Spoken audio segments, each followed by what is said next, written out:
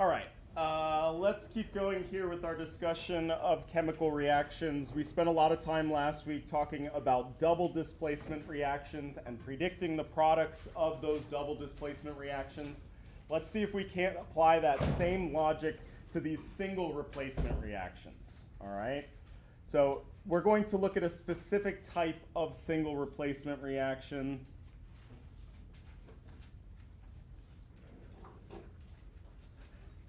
Let's say predicting products of single replacement reaction. That's what we're trying to do here.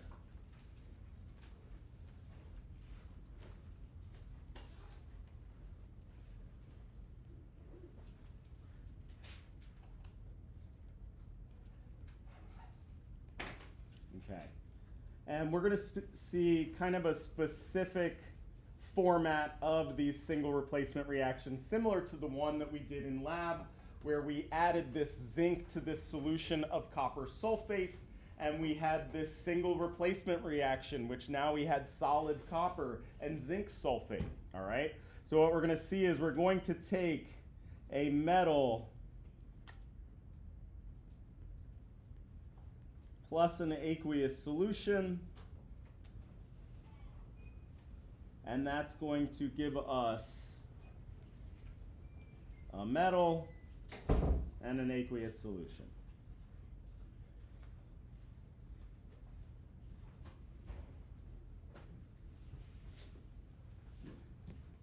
All right, so one such example, let's say that we're going to take sodium, solid sodium, not sodium ions, but pure sodium where it's got the same number of protons as it does electrons. And we're going to add this to a solution of magnesium chloride.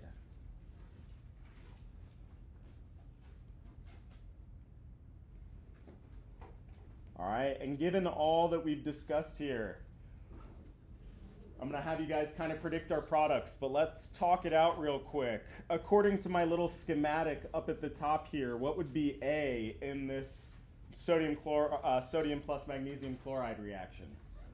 The sodium, the thing that's all by itself, all right? And in this single replacement reaction, that sodium is going to switch places with what other element? The magnesium. Okay? So then what's going to be all by itself on the product side here? That magnesium, all right? So our magnesium goes from being a magnesium ion bound to these chloride ions to magnesium solid, where it's got the same number of protons as it does electrons. All right, and what am I going to do with my sodium? Where am I going to put that? With the chloride. So that means it's going to be an ionic compound. So given our charges for sodium and our charges for chloride, everybody take a second and tell me what my aqueous solution is going to be in this reaction. Yep, awesome. And our formula, right? NaCl. Remember, it's not about my Cl2 over here. I'm not going to match it up. I'm going to look at the charges. It's all about the charges. A sodium ion is +1. And a chloride ion is -1. All right? I will worry about this too when I get to the next step, which is right now actually, which is what? Balance that chemical equation. That's when I'll worry about that little 2 on there. All right? So I guess actually to finish this off, that's my aqueous solution. So everybody take a second and balance this chemical equation for me.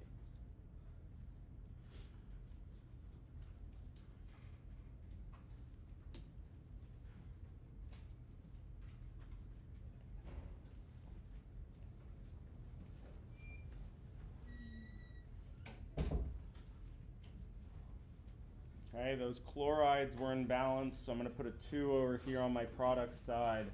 I got to update my sodium as well. All right, cool. I'm going to have you do one more for me here. We're going to put some zinc into a solution of gold 3. No, we can't do chloride, unfortunately, for gold. We're going to have to do nitrate.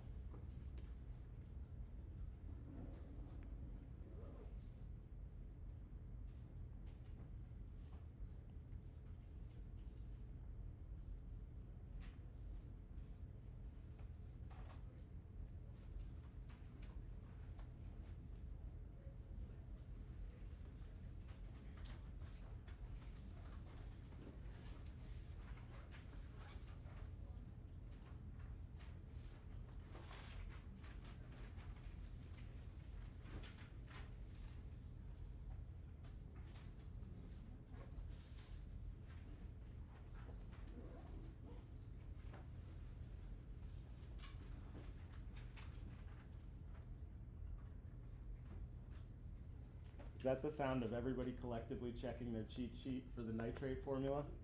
That's funny. Okay.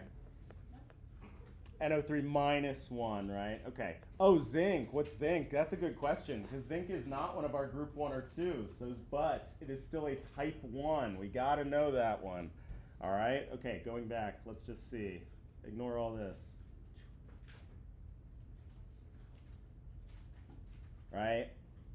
These three right here, we had to know the charge of. And they made kind of this little order which helped us to remember them. Does anybody remember what aluminum was? +3. So then zinc is +2, and silver is +1. So yes, zinc was kind of a weird choice. Zinc is one that we should know, though. The zinc ion always forms a +2 charge. All right, so what's going to be all by itself? Let's start there. Gold. So let's put our gold AU solid. All right, and then yes, we need to put our zinc with our nitrate. Zinc, as we said, has a +2 charge, and our little cheat sheet, nitrate has that -1 charge. So ZnNO32.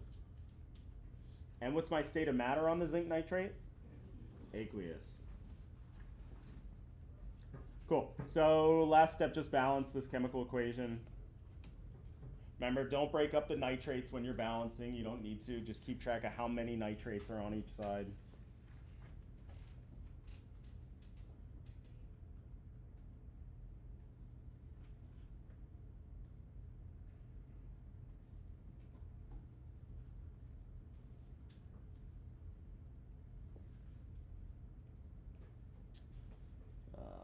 It's one of those 2 and 3, got to make it 6 situations.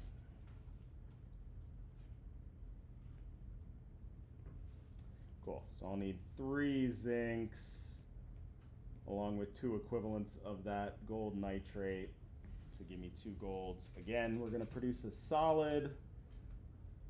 Gold all by itself, and now zinc, which used to be all by itself, I guess I'll be consistent with my colors, is now incorporated into that ionic compound. Okay? One thing that I just want to point out before we go forward here is zinc is going from being a neutral chunk of zinc metal, the one that we all held in our hands like 2 weeks ago, those little shavings, right? That chunk of metal had as many protons as it did electrons. It wasn't an ion, those were zinc atoms, right? And then in this reaction, what's occurring is now the zinc is becoming a compound with that nitrate. It's becoming a zinc ion. So in order to do that, we took 2 electrons away from that zinc atom and made it into a zinc ion, okay? And then where did those electrons go? They went on to what used to be these gold ions that are now gold atoms, neutral gold atoms, like if you were wearing a piece of gold jewelry. All right, cool. So this is going to open this can of worms here, our discussion of a specific type of reaction, what are called redox reactions. And I'm going to warn y'all right now, this is not everybody's most favorite topic in the entire world, all right? By that I mean it is a little bit challenging, what we're going to learn how to do today. And so kind of the structure of this is we're going to go through these redox reactions. There are a few skills we need to know to talk about these reactions. And then today's lab period will be spent sort of doing practice problems, putting all that to good use here, because it's kind of a dense topic, all right? So bear with me. It's by that I obviously mean it's going to be a super fun class period, all right? But make sure to take some good notes here. We're going to lay down some rules. The first thing we want to again establish is these redox reactions are reactions where electrons are being exchanged between atoms.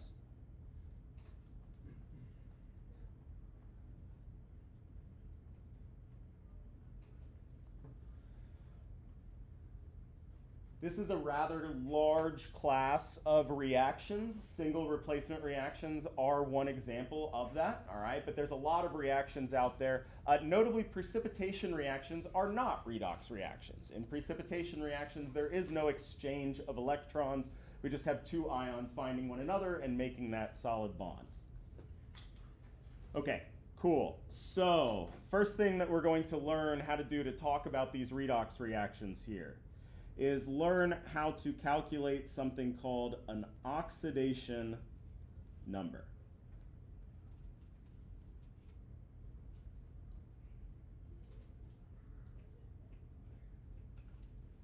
All right, an oxidation number. What is an oxidation number? This is a rough measure of the electron density on an atom.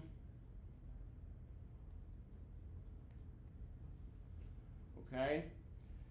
It's sort of similar to charge, right? If I said in a sodium chloride, there's a positively charged sodium ion and a negatively charged chloride ion, right? We would associate that +1 with the charge of sodium and the -1 with the charge of chloride. It's kind of going to be similar to that concept, but we're going to extend it to also include covalent compounds. With covalent compounds, electrons are being shared.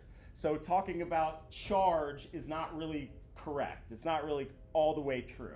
So instead, we've adapted this concept of oxidation number, and that allows us to kind of like apply the same principle, but with covalent compounds as well. So that's our rules that we're going to learn how to do here. All right. So again, we're going to say similar to charge.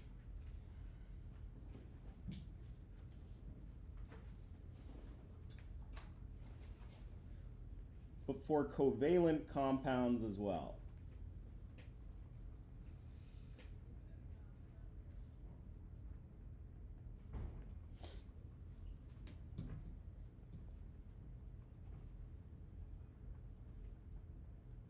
All right, so we're going to lay down some rules here.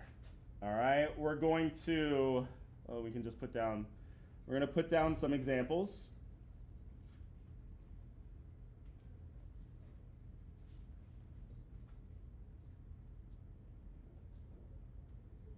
Not plus, sorry. All right, and then we're going to lay down some rules and work through these examples here.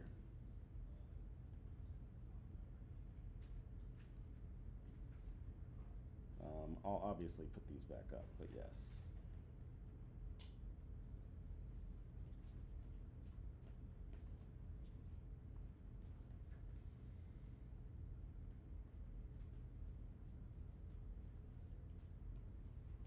Okay, and our goal is to apply this list of rules that we're about to lay out here to assign those oxidation numbers, those kind of like charges but not really,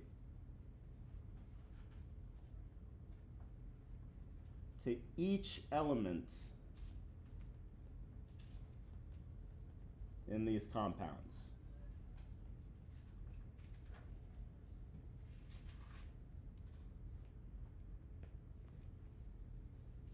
Okay? All right, so our first rule is going to apply to elements in what's called their standard state, when they're all by themselves, not in compounds at all. All right? Our oxidation number for, again, rule 1, and it's going to be rule 1 for a reason, which is that it's going to take priority over all the other rules that we say after this. All right? An element in its standard state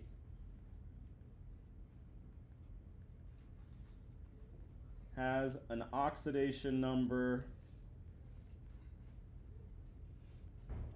of 0.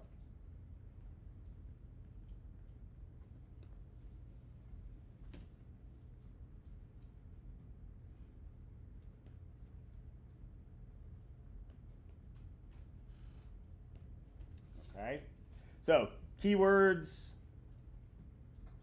standard state. Remember, what do we mean by standard state? Meaning not in a compound all by itself. All right, if an element is in its standard state, its oxidation number will be 0. All right, let's go back to a list of examples here. Based on this first rule, what can we assign oxidation numbers to in these compounds?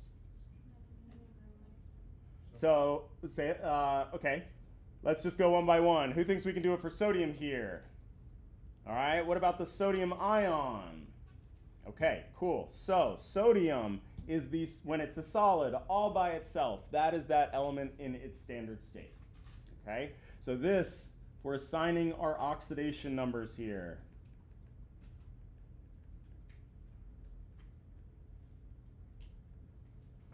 We're going to say that sodium in this, it's not actually a compound, it's elemental, but nonetheless, all by itself, oxidation number of 0.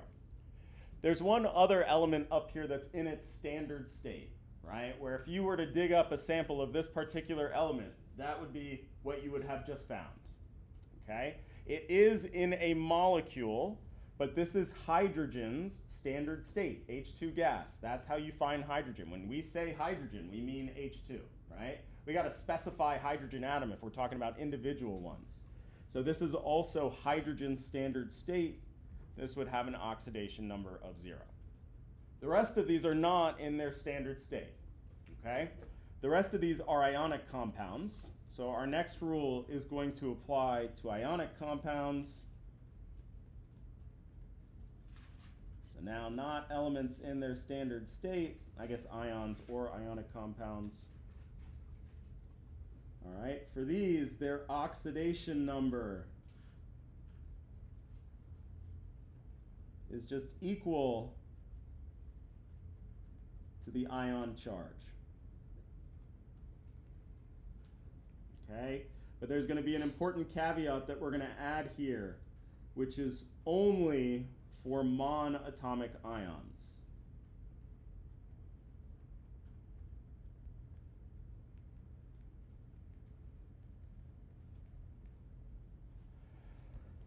What the heck do I mean by monatomic? Let's pick that word apart. What do we think that prefix means? The mono, 1. So these would be single atom ions. So basically, as opposed to polyatomic ions, which are many atom ions, we're talking about the ones where they're all by themselves, not one of those polyatomic ions. So single atom ions, not polyatomic.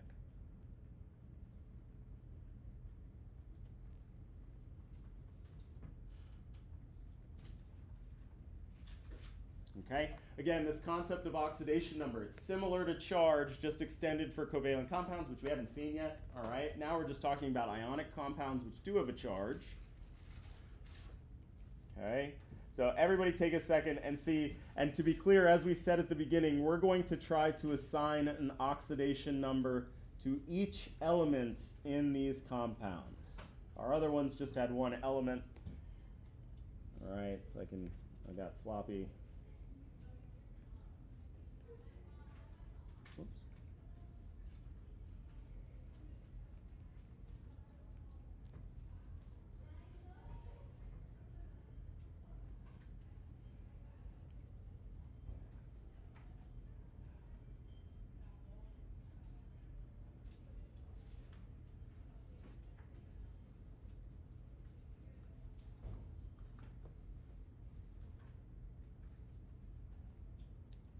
All right, and let's just note here that our oxidation numbers are per atom in your compound. So not going to like sum up the total amount of negative charge. It's the charge per bromide ion, for example.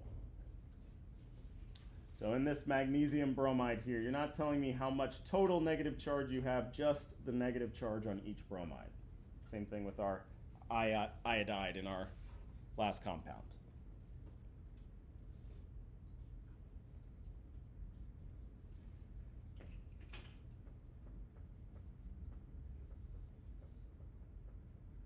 What's the oxidation number of the sodium ion? Yeah, and we do have signs and values for our oxidation number, so +1. What about magnesium in magnesium bromide? +2, right? The charge of magnesium based on where it lives on the periodic table. And what about a bromide ion? -1. All this charge business from the first unit still coming in strong here. All right. For this one, this is one of our transition metals, so we can't tell just by looking at the periodic table. All right, so quickly we can figure it out based on in our formula here. We have our 3 iodide ions. So that would be iodine's oxidation number in this compound. So my total amount of negative charge is -3, so each iron ion has to be +3.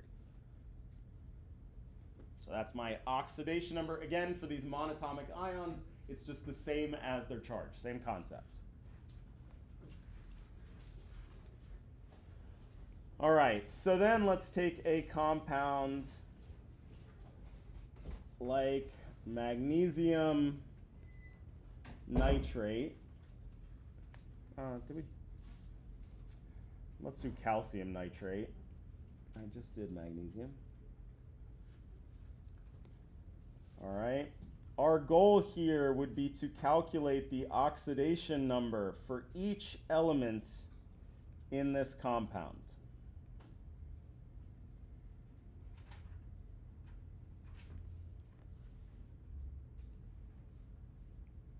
One of these I can actually do based on our rules that we learned. Which one of these is a monatomic ion?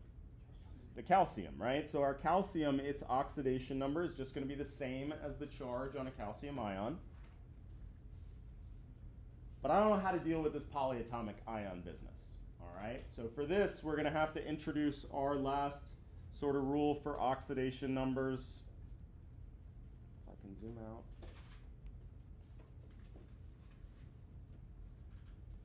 All right, and this is how we're going to deal with covalent compounds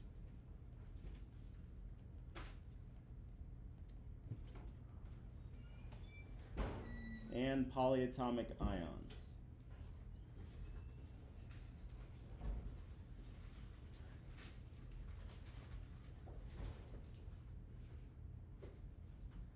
Okay. First things first, the sum of all the oxidation numbers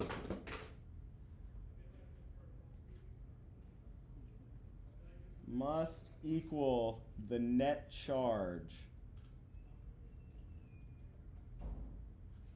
on the ion or molecule.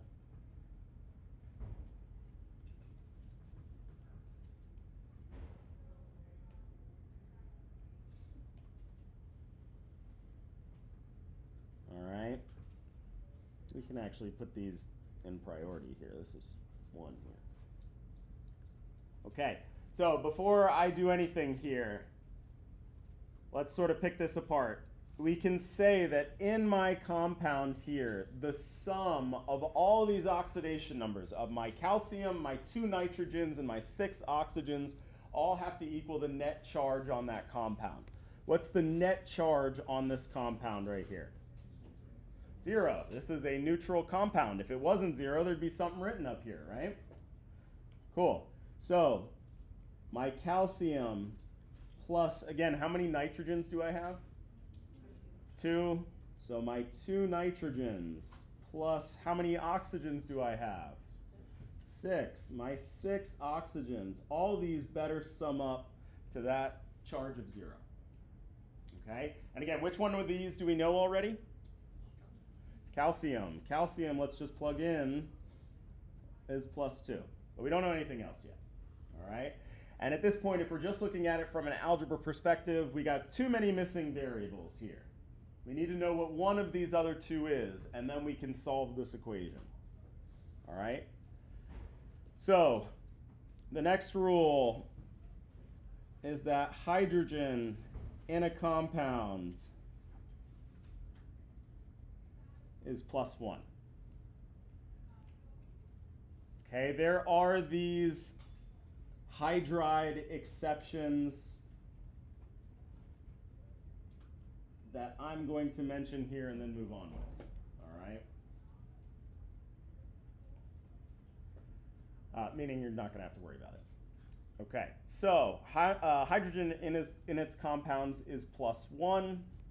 All right, and the next rule is the most electronegative element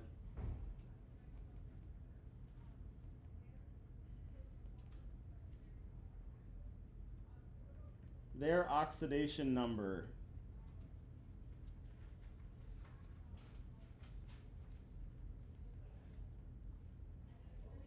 is the same as if it was a monatomic ion.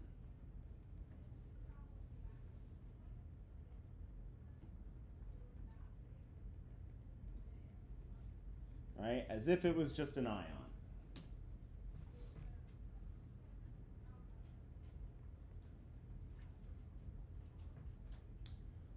Okay, so we're going to have to take a second and explain what the heck I mean by electronegative. But for right now, how about y'all just trust me? And I'm going to say oxygen is the one that's more electronegative. In this comparison between nitrogen and oxygen. I'll explain how I got that here in a second, but for right now, you're just going to trust me.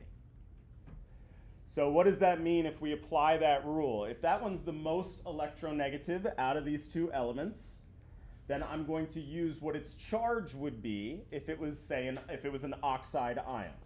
All right, so what's the charge on an oxide ion according to my periodic table? -2. So now I have just one missing variable. All right, so plus my 2 nitrogens. This is the one I don't know. Plus 6 times that -2. That is equal to 0. I mean, this would be -12 plus 2. So 2n equals 12. Wait, that's not right. How did I do that wrong?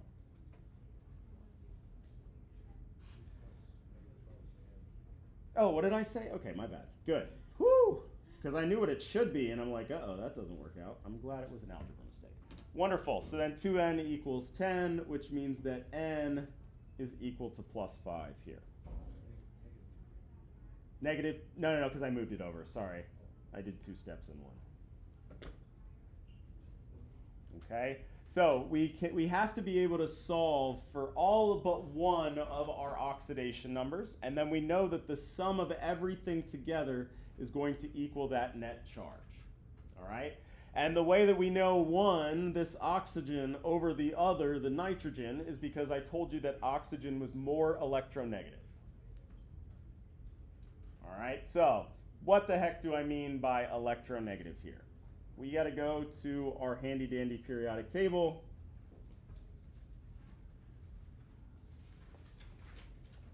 And we got to lay out a definition here.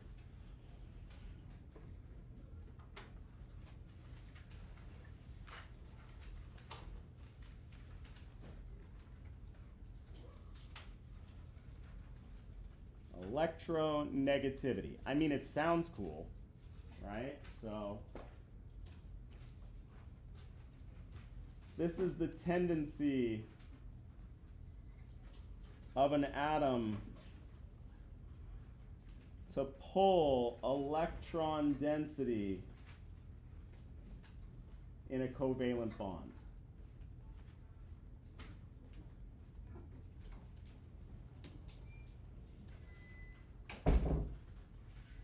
All right, what the heck does that mean? Okay, so first of all, when we were learning about covalent bonds, there was this word that I said that I want you to have in your head about what electrons are doing in a covalent bond. Does anybody remember? They're being what between these two atoms? They're being shared between these two atoms. Shared electrons. Right? So that makes it sound like it's all like nice and happy and kindergarten sharing and everything like that, when in fact these atoms are engaged in this epic tug of war over that pair of electrons.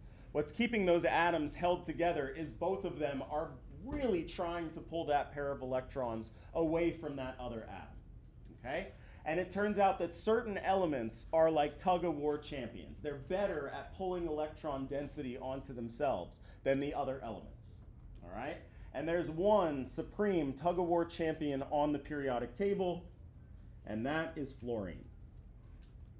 Fluorine is the most electronegative element, which means that when it's engaged in a covalent bond, it is pulling the crap out of that pair of electrons so that that electron pair is sitting on that fluorine atom, okay? So our electronegativity, if we want to think about it kind of simply here, it's a tug of war over those shared electrons.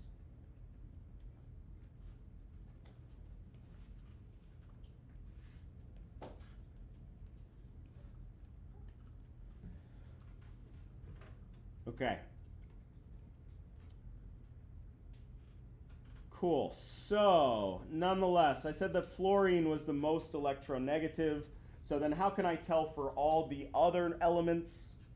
Well, the trend is the closer to fluorine, the more electronegative the element is.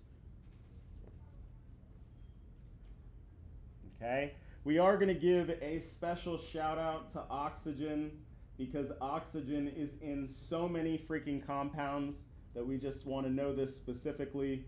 If fluorine's number 1, oxygen's number 2. Oxygen's the second most electronegative element. So unless it's fluorine that it's in a compound with, it's always going to be that -2 value. Okay.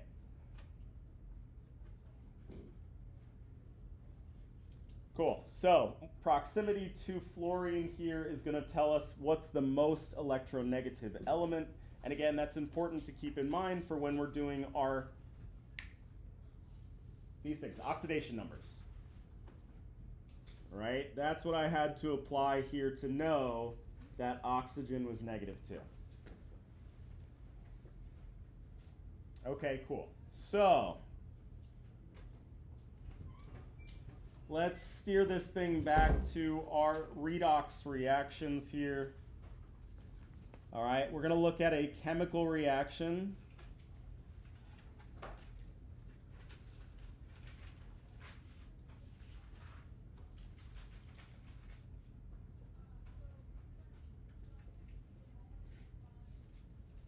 All right, I'm just going to quickly balance this. Balancing is actually not essential to your oxidation number discussion, but nonetheless, just to have it done for completeness. Okay, and now what we're going to do is we're going to create an oxidation number table.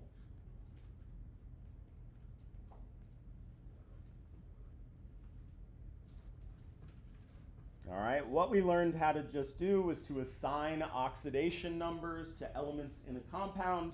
Now we're going to build this little table where for my chemical equation here, I'm going to make rows for each element.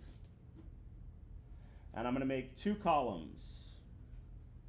We're going to calculate the oxidation number of sodium and chlorine on the reactant side and the product side of this chemical equation.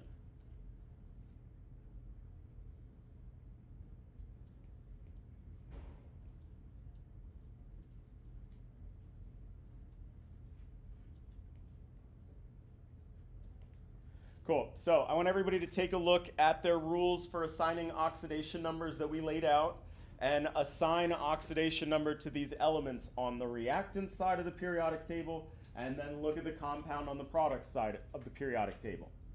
All right. We laid out these rules for assigning oxidation numbers. See if you can't apply that to that chemical reaction.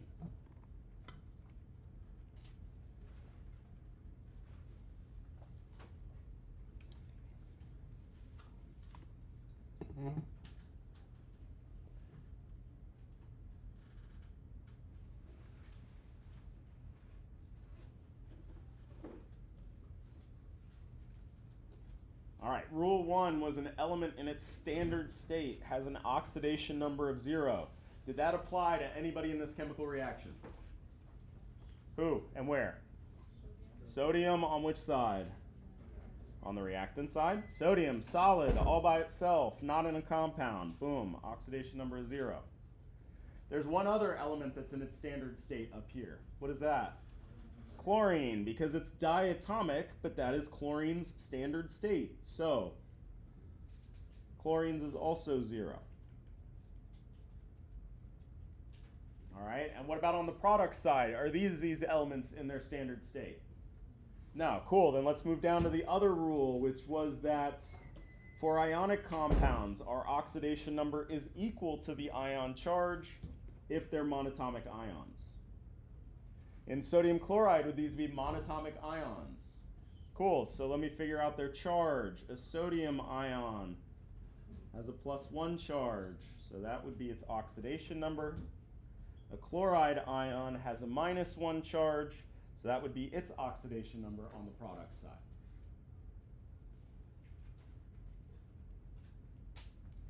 Cool. So in this reaction here, sodium went from being the standard state of sodium, having just as many electrons as it did protons, to becoming the sodium ion. So sodium in this reaction lost electrons. Right? Since electrons are negatively charged, its charge went up. All right? We can see that its oxidation number here increased from 0 to 1 because it lost that electron. My other one, my chlorine, its oxidation number decreased. That's because where did that electron go? It had to go somewhere. We can't be creating electrons out of nothing, right? So that means that that chlorine gained an electron to become the chloride ion. All right, so when that oxidation number increases, you lose a negatively charged electron. That's why it goes up. And when you gain an electron, that oxidation number goes down. All right, we have fancy terminology for this losing and gaining of electron business. Losing of an electron is what is called oxidation. And the gaining of an electron is what is called reduction.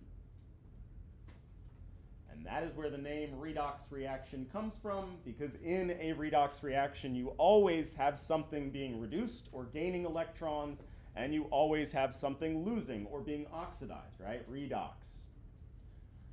Importantly, if I did my oxidation number table here and I found that both of these increased, something went wrong somewhere. That cannot happen, right? That means that you're losing electrons and they're just going nowhere.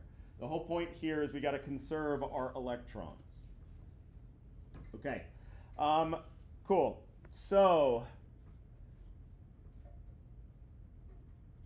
two things that I can ask you after you create this table here is what element was oxidized and reduced?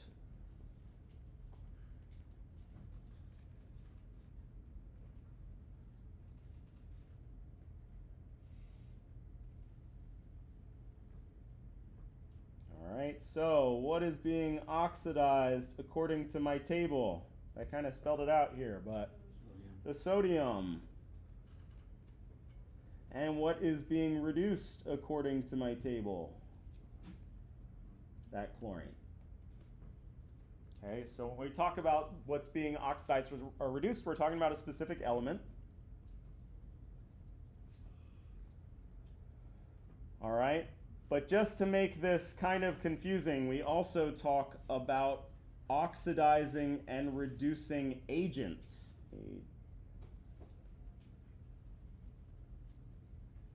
All right, and the important thing here is that these are going to be our reactants in our chemical equation. So I'm not talking about specific elements. I'm talking about what compound it was in our chemical reaction. All right, it's just kind of a very subtle but important distinction. All right, Again, I don't make the rules here, y'all, all right? But we're going to learn about what an oxidizing agent is.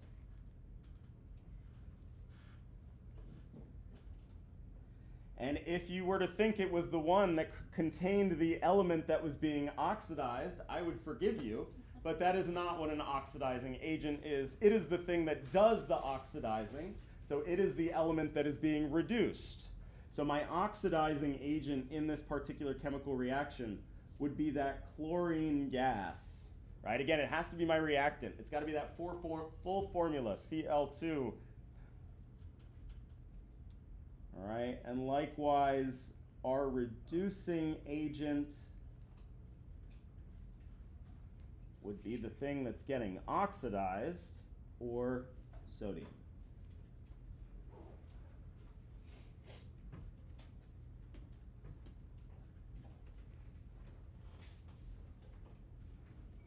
Okay, cool.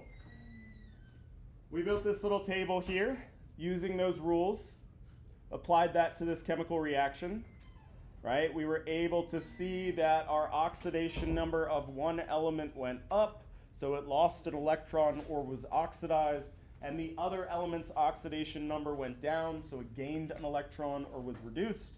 And then we learned this terminology of oxidation and oxidized and reduced, as well as oxidizing agents and reducing agent.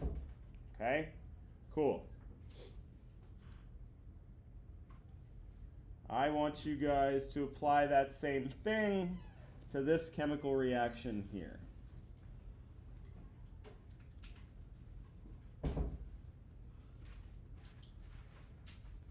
We really love zinc today. I don't know.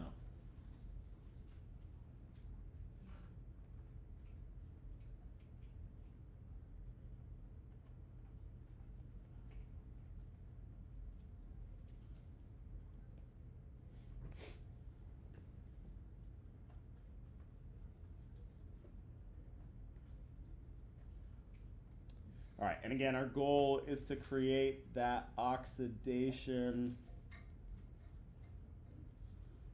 number table for each element, iron and zinc, on the reactant and product side.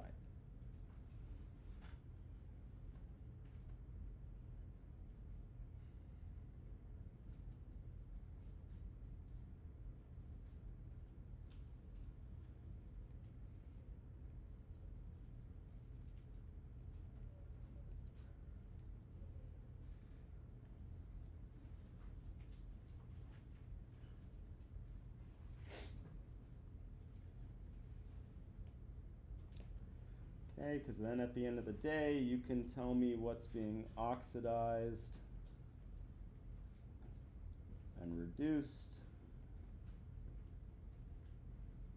and then our oxidation agent and our reducing agent.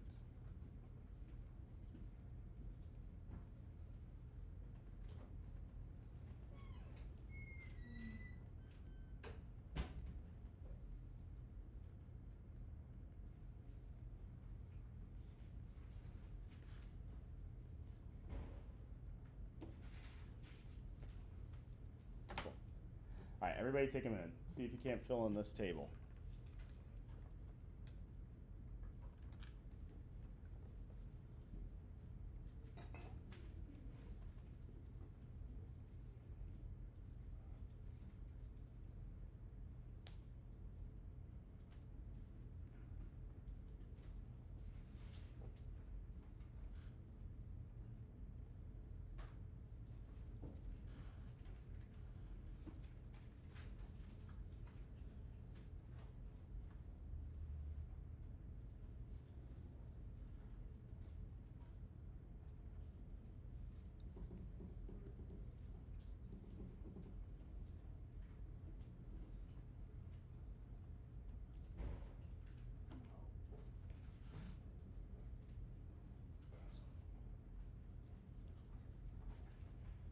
Okay, what is the oxidation number of iron on the reactant side? +3, the charge of that iron ion. What about on the product side? 0, it's all by itself. What about zinc on the reactant side? 0. And what about zinc on the product side? +2. Okay, so if we look, our oxidation number of the iron is going down, right? So this one's decreasing from the reactant to the product side. And the oxidation number of our other element, zinc, is increasing. Okay. Now, obviously, you can just look at your notes to make sure you see what's up. All right, I will say that for this losing electrons is oxidation, there's this common acronym that you'll hear, which is LEO, losing electrons, oxidation, okay? And that is absolutely true, so that's a maybe helpful thing to remember. But honestly, I just like look at what's going up and what's going down, and I say, okay, decreasing, that means this, it's what's being reduced. Okay, that means the other one that's increasing is what's being oxidized. So you can use either little memory trick to help you remember oxidation versus reduction, oxidized versus reduced. But that's what I do, is I pay attention to what's going down. That means it's being reduced. That makes sense to me. Okay, cool. So then the last question was these agents business. Okay. What is going to be my oxidizing agent in this reaction? Iron. Okay, so right, oxidizing agent, I got to look at what's being reduced. So it's going to be the iron. But you can't just give me Fe, because I'm not talking about the element. I'm talking about the reactant here. And what is that reactant? It's not just iron, but the iron ion, that iron 3 ion. So my oxidizing agent, again, your agents are always going to be one of your reactants. And my reducing agent, or the thing that's being oxidized, is that solid zinc.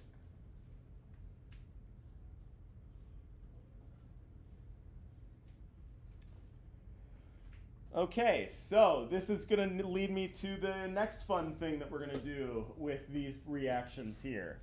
Is if you look at this chemical reaction, everybody's really tempted to say that this looks like a balanced chemical reaction. I got the same number of irons on both sides. I have the same number of zincs on both sides. Looks great, okay? However, this is not a balanced chemical reaction from a charge standpoint. We have not correctly accounted for the number of electrons that are going to be lost by my element that's being reduced, and the number of electrons that are being gained by my element that is being oxidized. All right? So we're going to have to learn this new balancing technique, okay, which is called balancing by half equation, or balancing by half.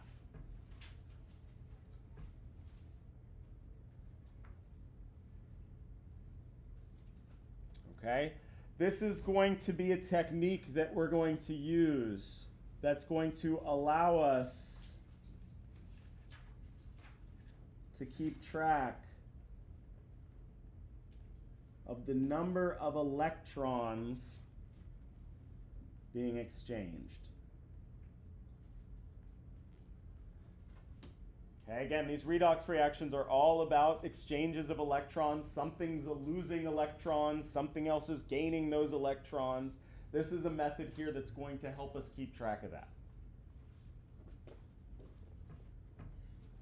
All right. So, step one here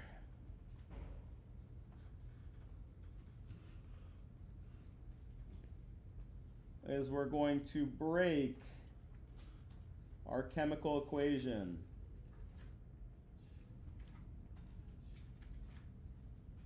into an oxidation half reaction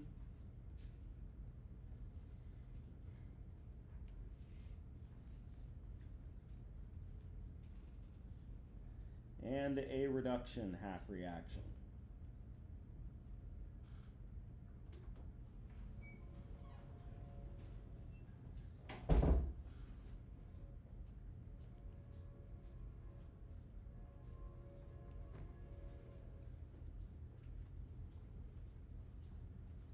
Okay, so what do I mean by that? Well, again, which element is being oxidized in this reaction? Zinc. So what we're going to do is we're going to create an oxidation half reaction where all we do is look at what happens to that zinc solid as it's being converted into a zinc ion.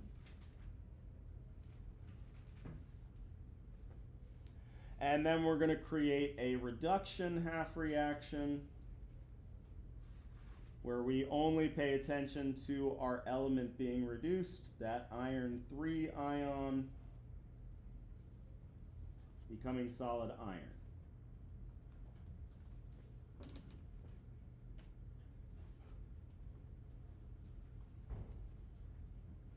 Okay, so I took this chemical equation right here and I broke it up into only what happens with zinc, my oxidized element, and only paying attention what happens to iron, my reduced element.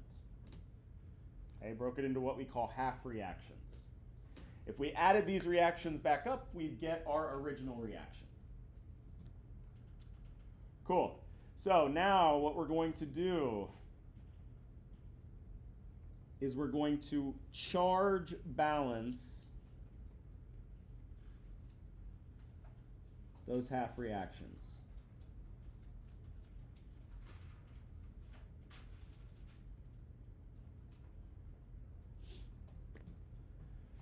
Okay, everything that you've been doing up until this point is what's called mass balancing. You are making sure that the same number of sodium ions were on one side as on the other side, or sodium atoms were on one side as the other side.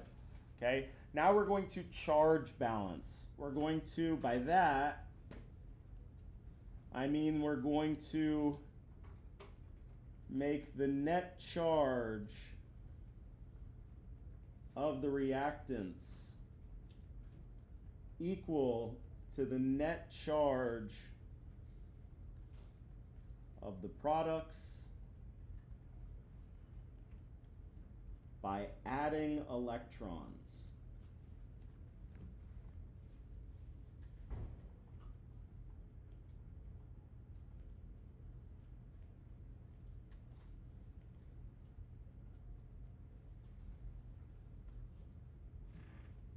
Okay, so we're going to take these two half reactions, our oxidation half reaction. We'll look at that one first, and we're going to charge balance it. We're going to make sure the net charge on the reactant side is equal to the net charge on the product side, and we're going to make sure they're equal by adding electrons to one side. So, what the heck do I mean by that? Let's take this oxidation half reaction. What is the net charge over here on the left-hand side of that zinc atom? 0. And what is the net charge of that zinc ion on my product side? +2. Now, I want these two sides to equal one another. But the only thing I'm allowed to do is add electrons. All right, and what are electrons charge-wise? -1. So the only thing I can do is bring one of these numbers down. I can only add electrons. That's going to decrease the charge. So which side do I want to add my electrons to? The left-hand side or the right-hand side? The right-hand side. It's too big, so I'm going to bring it down by adding 2 electrons. And electrons, we use the symbol E with the minus sign. Okay, now if I recalculate my net charge over here, I got +2 from this ion, but then -2 from those electrons, so my net charge is 0. So now this half reaction is charge balanced. Same net charge on both sides.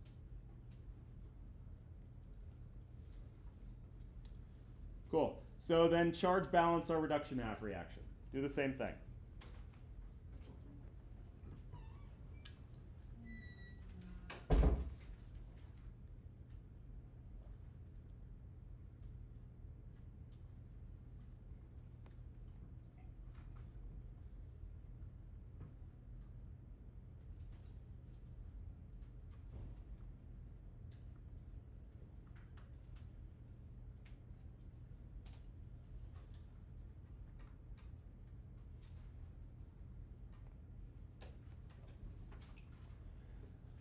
All right.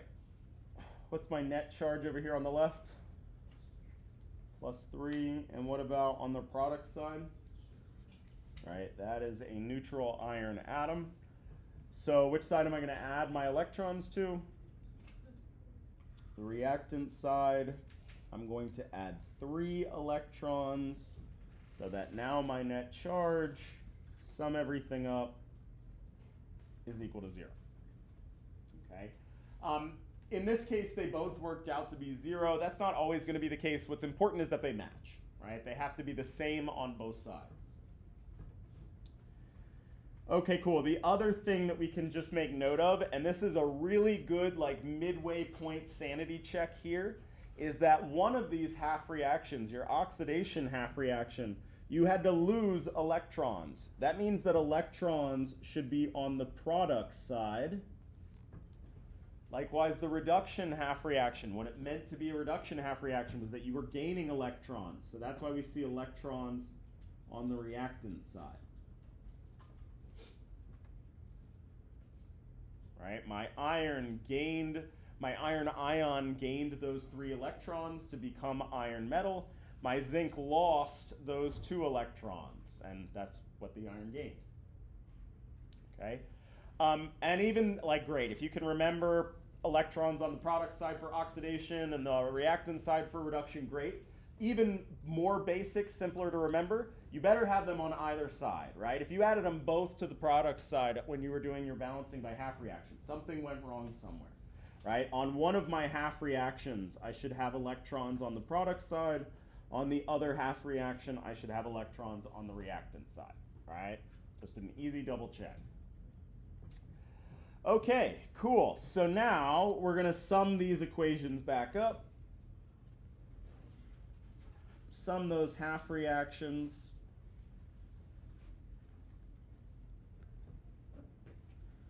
All right, but we need to do so in such a way that the electrons cancel out from both sides.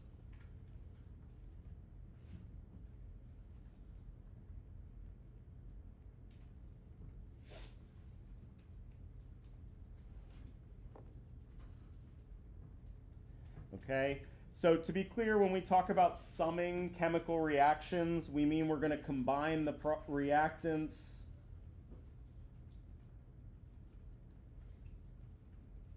and combine the products into a new chemical equation.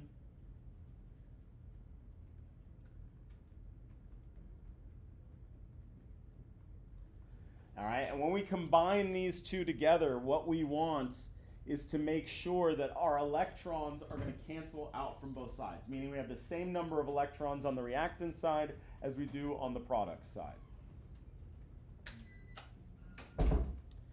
If I combine these together as is, that would not be the case. I got 2 on the product side of my oxidation half reaction and 3 on the reactant side. I'd be left over with some, all right? So instead, what we're going to have to do, I'm going to get rid of my charge balancing step here just so this doesn't get too ugly, is I'm going to take this entire half reaction and multiply it by 3. And I'm going to take the entire reduction half reaction and multiply it by 2. All right, why did I do that? Yeah, so I couldn't make those 3 electrons into 2 electrons or vice versa. I had to turn them both into 6. But I don't want to just change the number of electrons because that's going to mess up all the work that I did before this, charge balancing this, right? So in order to keep this charge balance, I'm going to take the entire thing and multiply it by that whole number 3, and the entire reduction half reaction, again, to preserve that balancing, and multiply it by that whole number, okay? And I'm going to do this because now I'm going to take these and sum them up.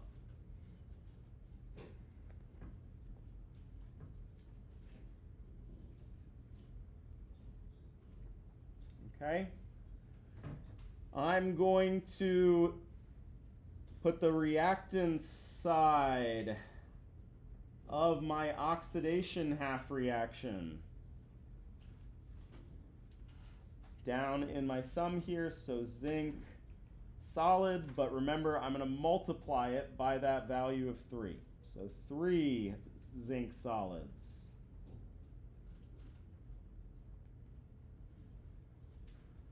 All right, that came from my oxidation half reaction. And now I'm going to add from my reduction half reaction. So I'm creating a new reactant side of my chemical equation here. How many electrons are going to be next? 6. I got to multiply by that factor of 2. Plus my 2 iron ions.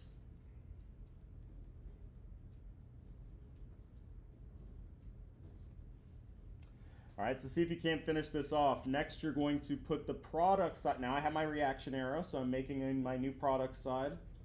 You're going to do the product side of the oxidation half reaction plus the product side of your reduction half reaction.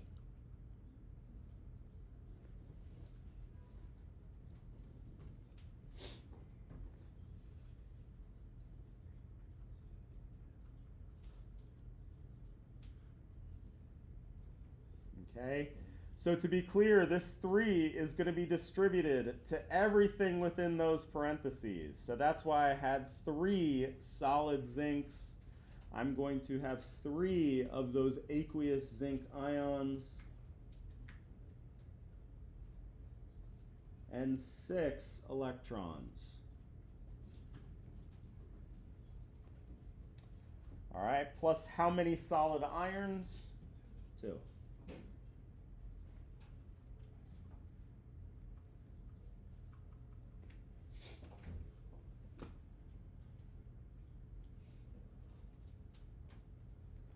All right, so what I've done is I've created a new chemical equation here by summing the reactants of these 2 half reactions onto one side and my 2 product sides of my half reaction onto the product side of my new chemical equation. All right, and now just like we learned how to do for our net ionic equations, we want to cancel things that appear on both sides. Okay? There's only one thing that I can get rid of, which is what? Electrons. And if I did this right, I better be able to get rid of my electrons. That was the whole point of multiplying by the 2 and the 3, that whole business up here. This whole thing is so that I can cancel out these electrons at the end of the day. Boom, boom. So now we have our new chemical equation, our balanced chemical equation. Not only is it mass balanced, but it's charge balanced. You need 3 zinc atoms to react with 2 iron 3 ions in order to create zinc ions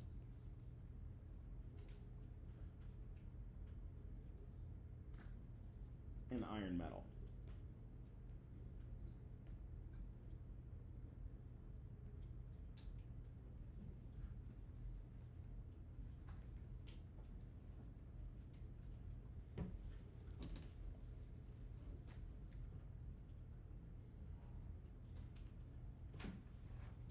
All right, so what we're going to see for these redox reactions, they're going to be a pain in the butt. We've learned this whole new way to balance these particular class of reactions, what it's called balancing by half reaction, where we split them up into an oxidation and a reduction half reaction, and then we got to do this extra step that we've never had to do before, which is to charge balance those half reactions. All right, what this charge balancing is doing, though, that's so important, is it's allowing us to keep track of the number of electrons that are being exchanged in these redox reactions. All right. Once we do our balancing, our charge balancing, we're going to sum these half reactions back up, and we're going to cancel them out in such a way that our electrons cancel out from both sides. That's how we know we've summed them up correctly, and we have a nice, beautiful charge balanced chemical equation here. Cool. All right, a lot of fun. Wonderful. All right, so this seems like a good place to pause for now, and we're going to build on this when we get to our worksheet in lab. All right, what we're going to do is, whatever, we're close enough. We're going to stop here. We'll meet back up at 7, and we'll start our worksheet. And then you can Yeah, and then we can go from there. I'm going to stop everything about an hour of the way through and build on what we just learned on here. Cool. All right, so we're going to continue this like balancing by half reaction business, but we're going to add a little bit of a twist on it. There's going to be this very key phrase that we're going to hear, which is under acidic conditions.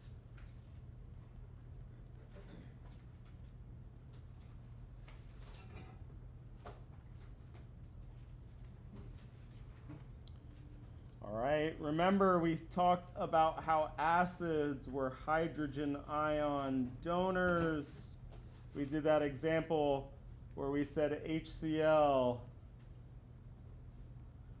when you put it into aqueous solution, it dissociates into these hydrogen ions, these chloride ions. All right, what makes acids acids is that they dissociate into these aqueous hydrogen ions here.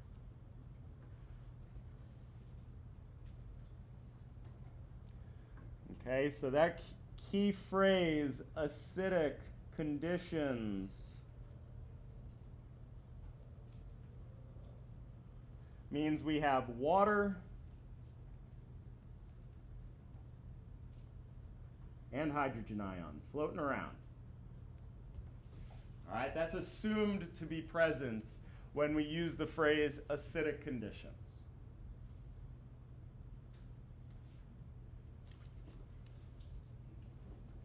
All right, so let's take an example here. I'm going to leave a bunch of space to make some sort of rules like we did last time. So I'm going to start my example down a little bit further on the page here. All right, whoops, not that one.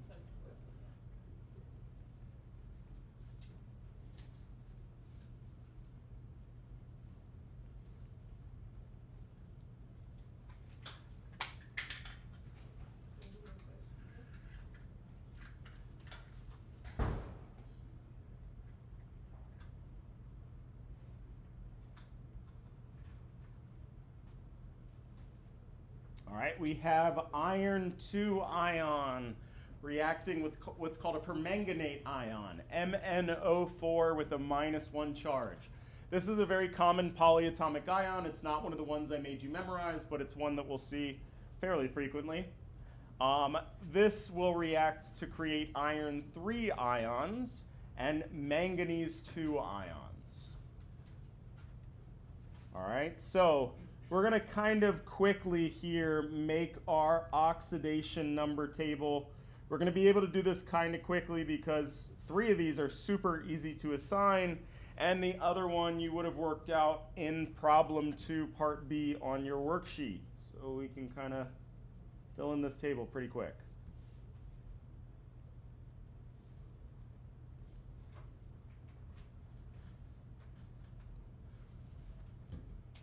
All right, I said 3 of these are really easy to fill in. Why are they so easy to fill in? What is the iron? Oh my gosh, sorry, not oxygen. I mean, we could do oxygen, but we want to do iron here. What is iron on the reactant side? +2, and how can we see that so easily? Because it's just the charge. What's iron on the product side? +3, and what's manganese on the product side? +2, cool. All right, so again, these ones were pretty easy.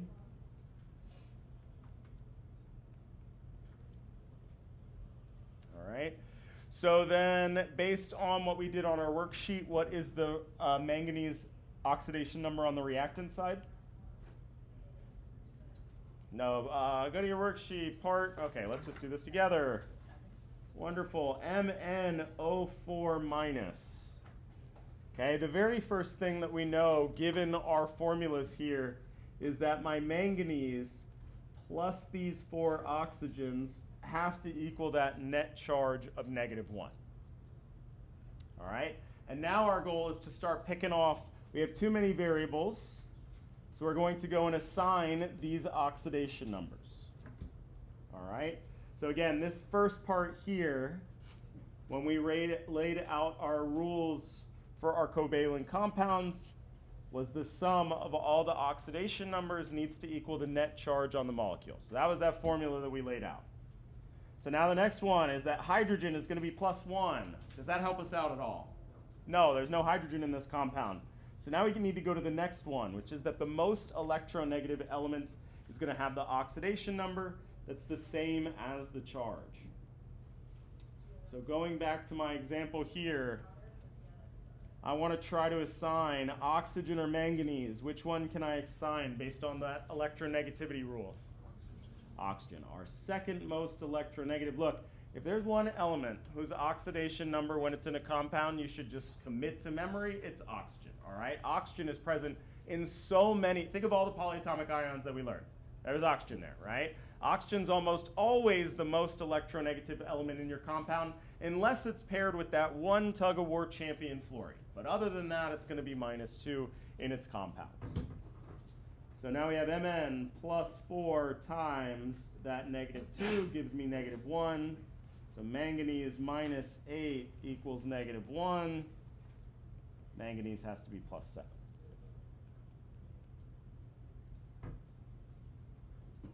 Okay. Cool. So what's being oxidized and what's being reduced? Let's look here. Manganese is going down and iron is going up. If manganese is going down, what does that mean? Oxidized or reduced? Down, reduced. The other thing is oxidized. Okay, cool. So our first step is going to be the same as what we learned with our previous. Let me just under acidic conditions. Put this here. All right. First step is going to be the same as what it was before. We're going to break this up. Break up our chemical equation into those two half reactions.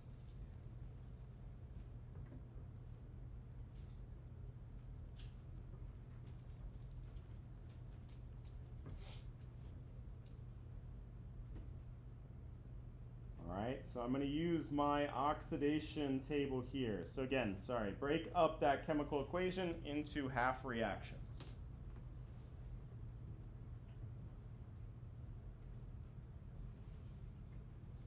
All right, so I'm going to create an oxidation half reaction.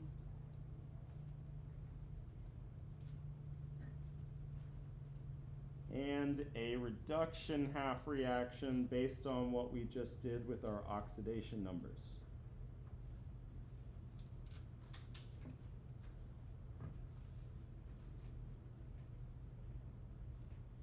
My oxidation half reaction is going to contain the elements that we said were being oxidized. So my iron 2 becoming iron 3.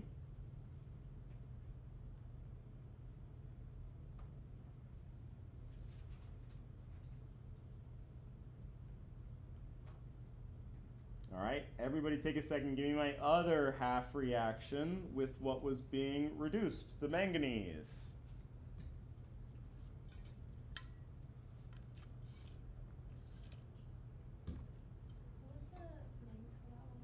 The MnO4 minus permanganate.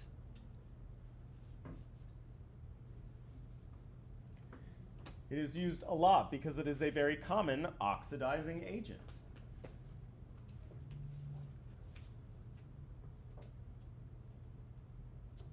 All right, so my MnO4 minus, my permanganate on my reactant side, and that manganese ion on the product side. Okay. Cool, and so what we're gonna see, again, we said acidic conditions means that we assume there's water and hydrogen ions floating around. If we look at this reduction half reaction, you're gonna kind of see the difference between this and our previous example. All of a sudden on this side, I have oxygen atoms, and I don't have any on my product side. What the heck? Well, again, there's gonna be water and hydrogen ions present, and that's gonna come into play in this balancing, all right? First step though, or next step rather, is to mass balance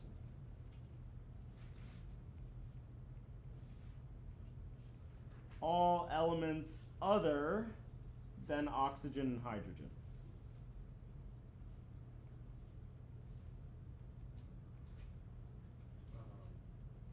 Those are the special ones. What's up?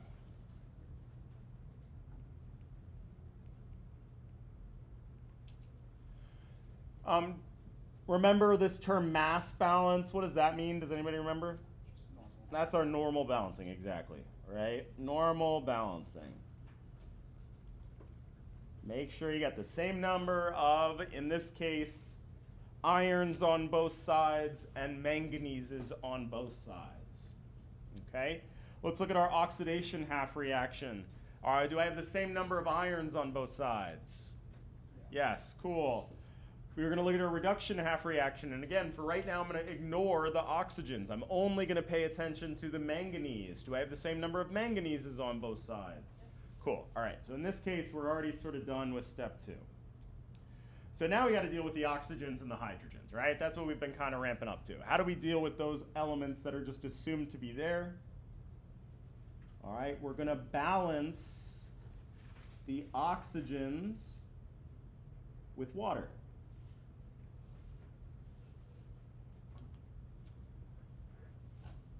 All right.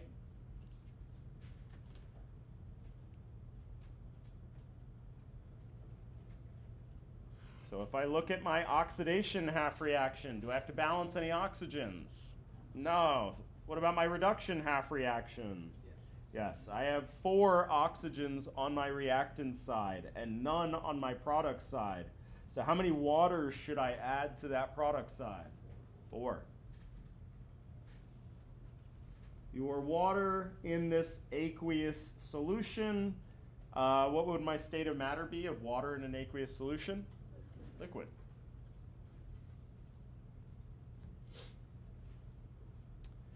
So cool, now I've balanced my oxygens, and now I have a whole bunch of hydrogens on the product side that weren't on the reactant side. So now I just introduced a new problem here, okay? So next step, we balanced our oxygens with water. Now we're gonna balance those hydrogens using those hydrogen ions with H+. All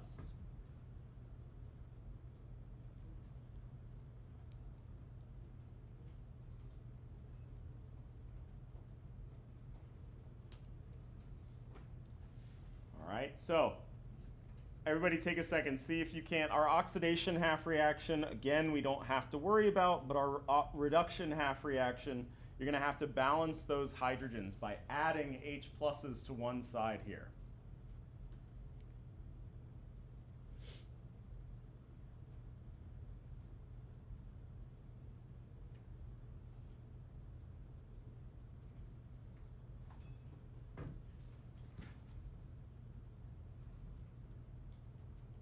All right, which side do I add my hydrogen ions? The reactant side. And how many am I going to add? 8. Because each water molecule contains 2. And my hydrogen ion state of matter is aqueous. They are floating around in this aqueous solution here. All right, so just real quick. We said acidic conditions. We assume that water and hydrogen ions are present. And so we can see that in our balancing here. In our balancing, we just assume that there were waters. So we use those waters to balance our oxygens, and we use those hydrogen ions to balance our hydrogens. Cool. So now, everything, we're kind of back to regularly scheduled programming. You're going to charge balance. And then lastly, we're going to sum in such a way that we cancel those electrons. So charge balance with electrons, sorry. And then sum in such a way that our electrons will cancel out. All right? So given what we did with our previous example, take a second and see if you can't charge balance these two half reactions and then sum everything back up so that your electrons cancel out.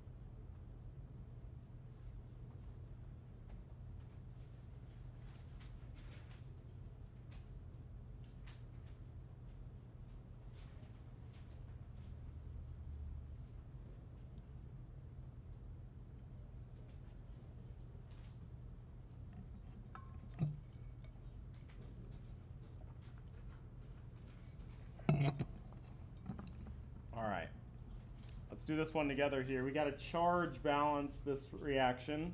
It's kind of the easier of the two, so let's take a look at this oxidation half reaction first. What is the net charge on my reactant side? +2. And what about my product side? +3. I need to make these match one another, right? And the only thing I can do is add electrons. So which side do I add electrons to? Right? So you want to, the only thing you can do is make these numbers smaller by adding electrons. So I'm going to add electrons to my product side. Okay, now my net charge is +2 on both of these. All right, let's do this product side of our reduction half reaction first. It's a little bit easier. My manganese ion has a charge of +2, but I also have these 4 water molecules. Each one has a charge of what? 0. Water is neutral. There's nothing written up here. So that means my net charge over here on my reactant side is +2.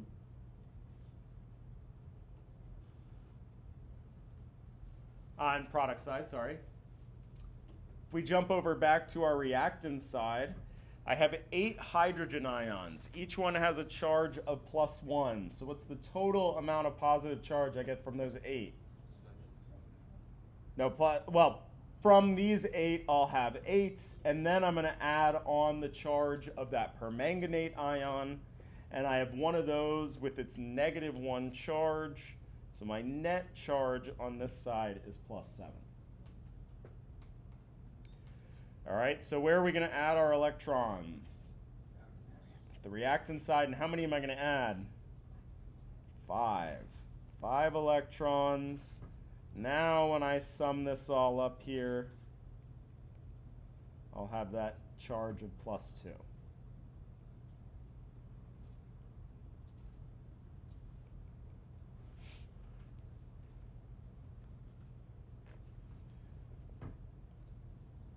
Cool. All right, so now I want to sum these back up.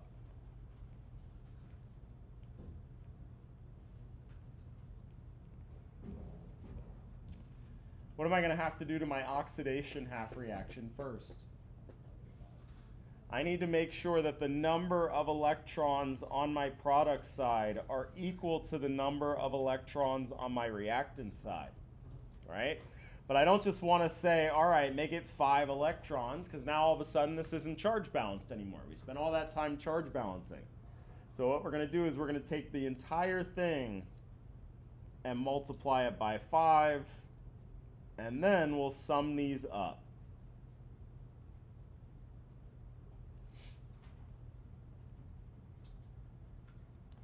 All right, I'm going to give you all a head start on trying to sum this up, and then I'll kind of quietly start filling in.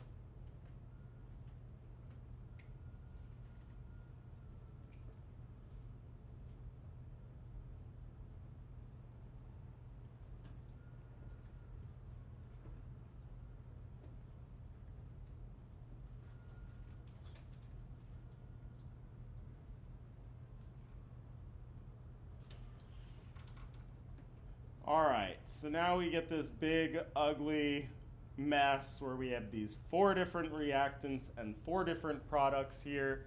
Our 5 iron ions, 5 electrons, and 8 hydrogen ions, plus that permanganate will give us 5 iron, 3, 5 electrons, that manganese ion, and 4 waters. But what am I going to do to this equation before I'm done? I'm going to cancel anything that appears on both sides. You better always be able to cancel what from here? The electrons. Cool. You also may be able to cancel some hydrogen ions or some waters, depending on what happened previously in your balancing. That isn't the case this time. We're just going to get rid of those. All right, but you want to look out. If you had water on both sides, you could cancel some of them out.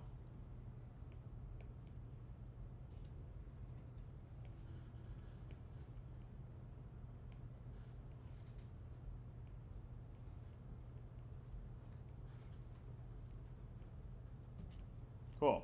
All right, so when you get to these last 2 pages of your worksheet, they will involve balancing these chemical reactions here.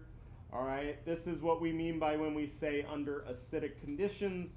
We assume that water and hydrogen ions are present, and so that will influence our balancing here. All right, we got to break up into those half reactions. We're going to mass balance everything other than oxygen and hydrogen. Balance oxygen with water, hydrogen with hydrogen ions, and then charge balance with electrons. Okay, so this is what we mean by balancing under acidic conditions for these redox reactions. Cool. All right. All right, but then we learn, we use this to introduce this broader class of reaction, these redox reactions. And single replacement is a type of redox reaction, as are combustion, as we've said. But nonetheless, I'm going to sort of set this aside as its own category, because what we learned how to do is some new skills with these redox reactions. Okay? First of all, we learned how to calculate what for our each element in our reactant side and our product side in these redox reactions. Well, yeah, but it wasn't quite charge. It's very similar to charge, analogous to charge, but something that extends to covalent compounds as well. The what number? Oxidation number, right? So the first thing we learned how to do here is to calculate those oxidation numbers.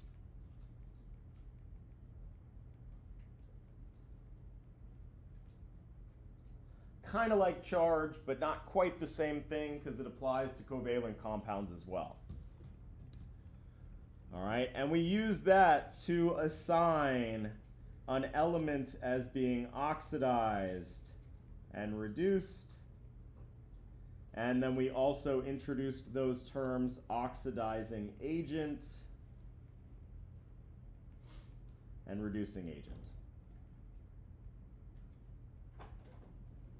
All right, so that was our first skill that we learned how to do last class.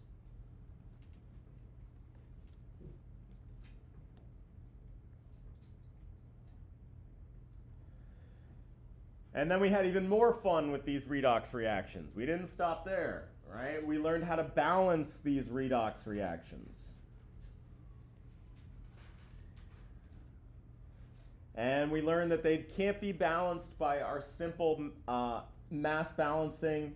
We instead need to split it up and balance by what we call half reaction.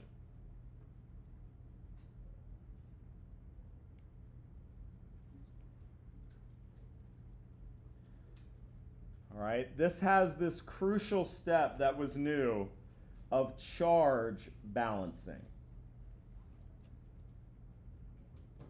It's kind of the whole shtick of balancing by half reaction is you can keep track of the electrons being exchanged by adding in this charge balancing step.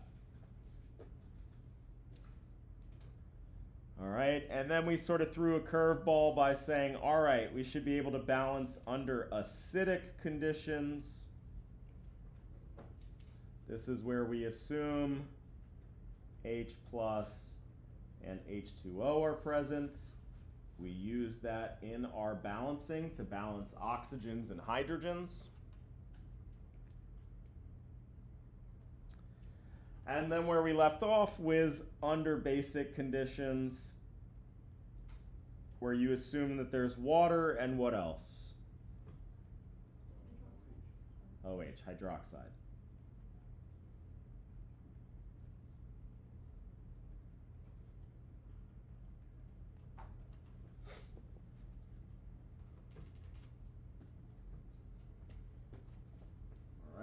Cool. So just kind of wanted to, I know that I feel like sometimes things can kind of smush together, blend together, right? So just to kind of lay out what it is that we learned how to do for each of these different categories of reaction.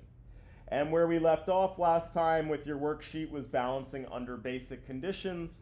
All right, so that's what we're going to end with today. We're just going to do another example of balancing under basic conditions.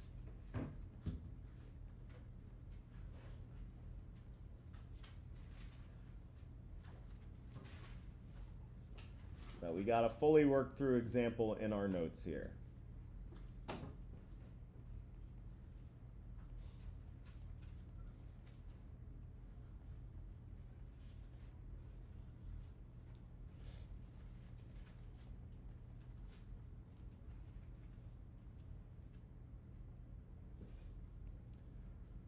Cool. All right. So we're going to take iodide, combine it with that permanganate ion.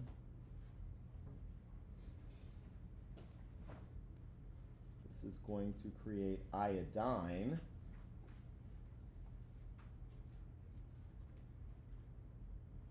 And manganese 4 oxide.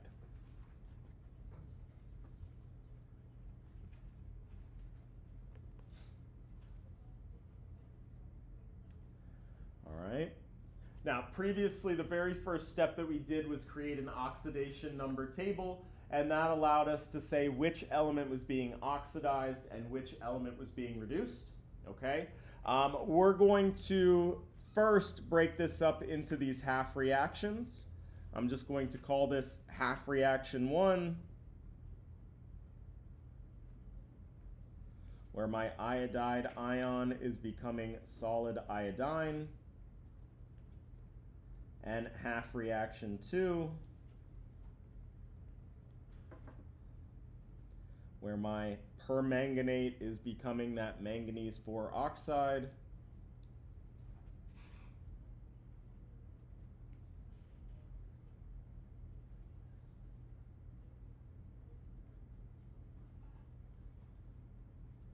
all right, and I'm going to show you how after we go through our balancing procedure, we can assign these as our oxidation and reduction half reaction.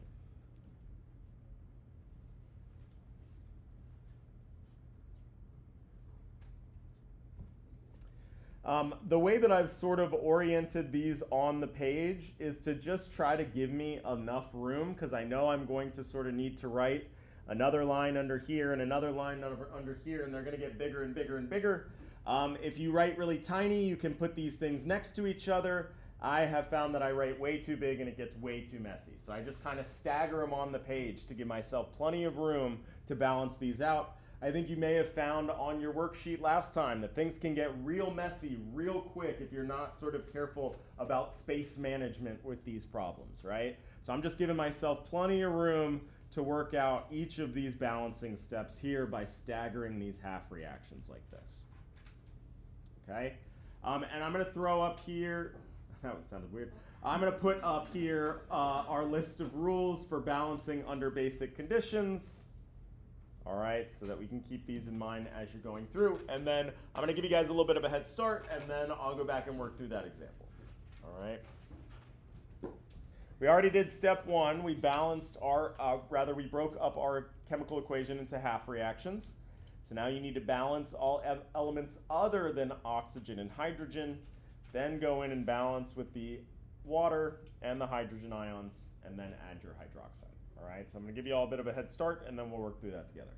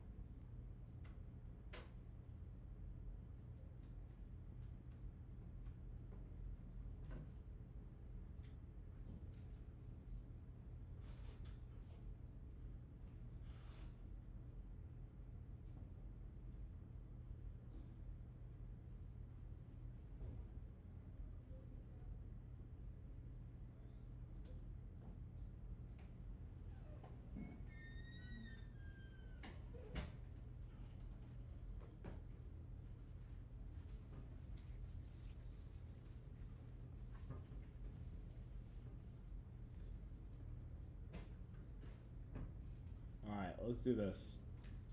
So we broke it up into these two half reactions, right? Check, check.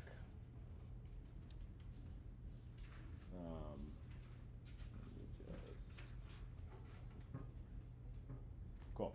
So the next step is to balance anything that isn't oxygen or hydrogen. Do I have anything that isn't oxygen or hydrogen in this equation here? Yes, my iodines. Are they balanced? No, I do not have the same number of iodides on both sides. I have 2 over here and only 1 over here. So I need to put a 2, coefficient of 2, on my reactant side. Down here, what are my other than oxygen and hydrogen elements? The manganese. And are my manganeses balanced? All right, cool. Check, check. I got 1 on each side. I'm going to clean this up. It's just going to bother me. Cool. All right, so now we're going to balance the oxygens with water. Do I have any oxygens to balance over here? No. Next step is to balance hydrogens with H+. Do I have any hydrogens to balance? No. Cool. So I can go to just the next step, which is that charge balancing step. Okay. What is the net charge of these 2 iodide ions over here on the left side? -2. And what about my iodine molecule over here on the right side? 0. That is neutral. So I need to charge balance, but the only thing I can do is add electrons. So which side am I going to add electrons to, left or right? The right side. So 2 electrons. Now if I recalculate my net charge over here on the left-hand side, or on the right-hand side rather, it matches the left-hand side, -2 and -2. Cool. So this half reaction here is now charge balanced. Okay, go over here. All right. I got to balance my oxygens by adding water.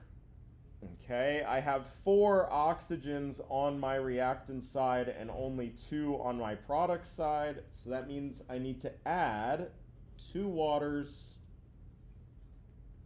so that my oxygens are all balanced out. Okay. Now, great, my oxygens are balanced, but I just introduced this new problem here of now I have these hydrogens that are unbalanced, and we balance those hydrogens by adding H+.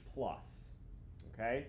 Notice that in our rules for acidic conditions here, for basic conditions here, we still have to do step 4 where we balance with H+.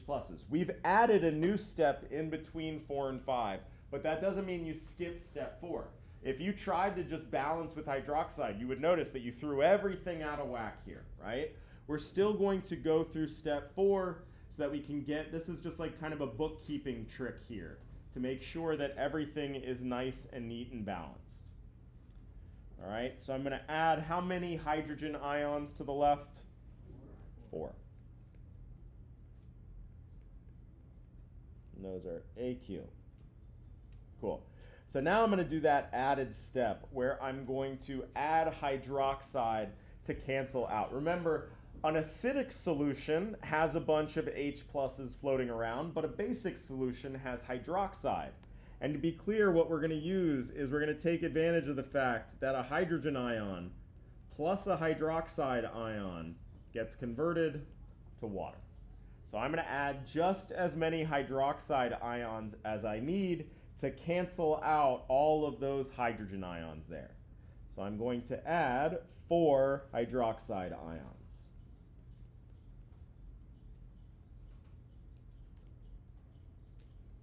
Okay, but if we look back here at our rules for basic conditions, it says that we need to add these hydroxide ions to both sides of our chemical equation.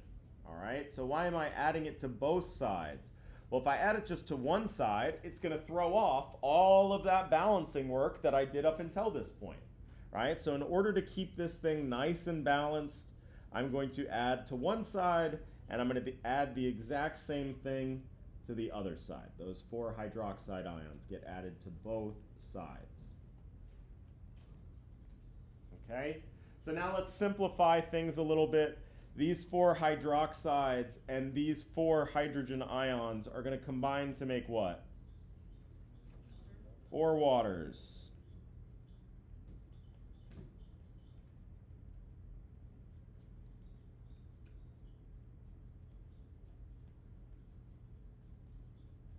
All right, and then just because I want to save myself some writing, I can simplify this even further. What else can I do? The waters, right? So I have water on both sides of my chemical equation. You could have saved this step for the very end, but it will just kind of simplify things and make it look less busy. I have 4 waters over here, but I have 2 on my product side, right? So I can get rid of these 2 and just subtract 2 from this total. So at the end of the day here, my other half reaction is 2 H2Os plus that permanganate ion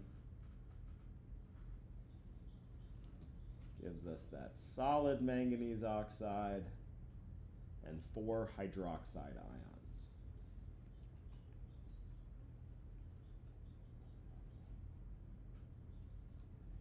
All right, so we can see that the net effect of adding that hydroxide ion step is that now in my half reaction I don't have any H pluses left over. I just have those OH minus ions. And then what do we do after this step? The charge balancing. Awesome. All right. So my net charge over here on my reactant side is the 0 from my 2 waters plus that -1 charge on that permanganate ion. So a total of -1 on the left-hand side. All right, what's the charge on that manganese oxide? Neutral. There's nothing written up here, so it must be neutral. But now I have 4 hydroxide ions, each with a -1 charge. So that gives me a total amount of negative charge of -4. All right, so then where am I going to add my electrons to, the left or the right? The left. I can only bring these numbers down by adding negatively charged electrons. So I'm going to add 3 over here on the left-hand side. And now when I retotal everything up, I'll have that net of -4, matching my right-hand side. Okay, I had told you this acronym LEO, losing electrons, is oxidation. There's another one that I heard that I kind of had forgotten about, which is oil rig.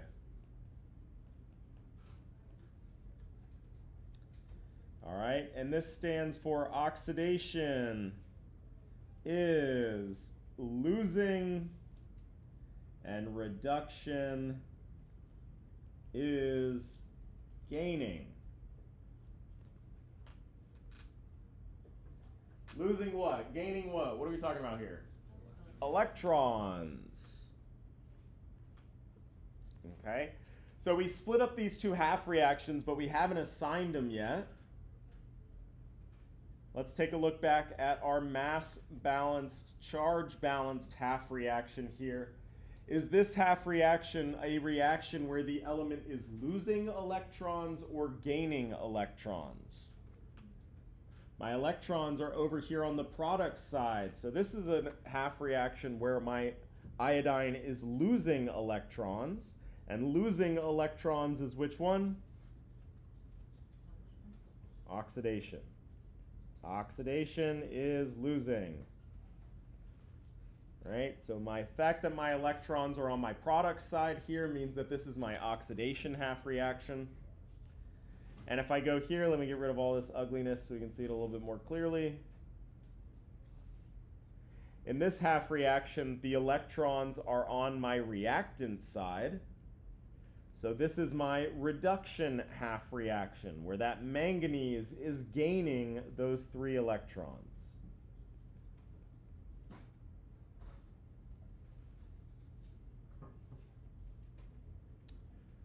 All right, cool. So now we're going to take our reduction half reaction. I'm going to copy my oxidation half reaction down here.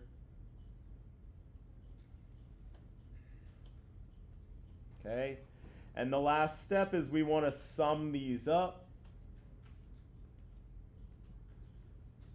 But we're going to sum them up in such a way that we cancel those electrons from both sides.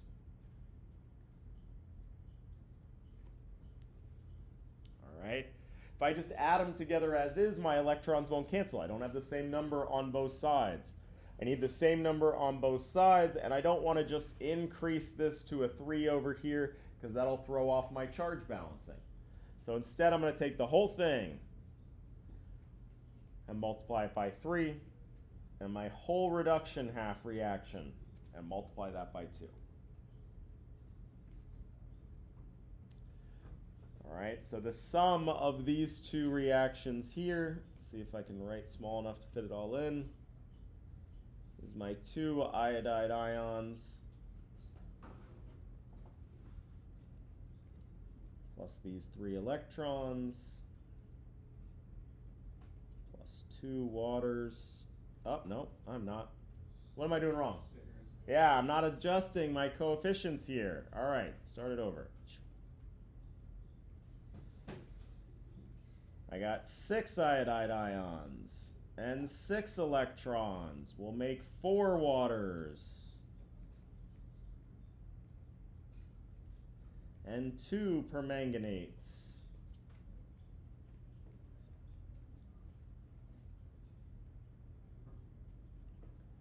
These will react to form 3 iodine molecules. We got my 6 electrons.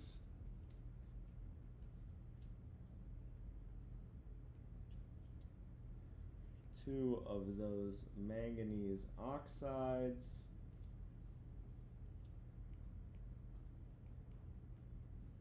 I'm gonna squeeze it in here.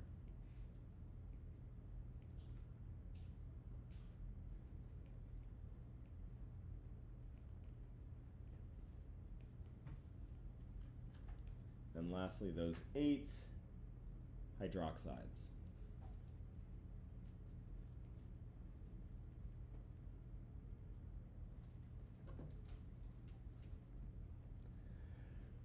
All right, which I know was everybody's first guess. As soon as they saw that unbalanced chemical equation, you knew exactly what it was going to be, right? No, okay, trust the process. You got to go through that step-by-step process, right? You get this big, ugly thing at the end.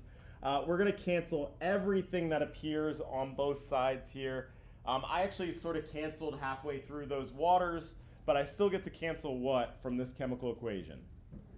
Those electrons. Cool.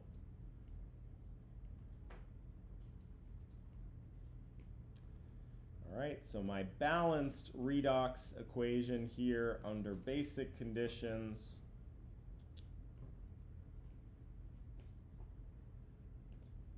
Oops. Boom. All right, we have some waters left over in this equation because they're helping balance our oxygens, and some hydroxides. That's because this reaction took place on an aqueous basic solution here. Okay, and just to be clear, this was our balancing by half reactions under basic conditions. This was this step-by-step process we followed here. Cool. Break. Awesome. All right. Yeah, so for today's lab,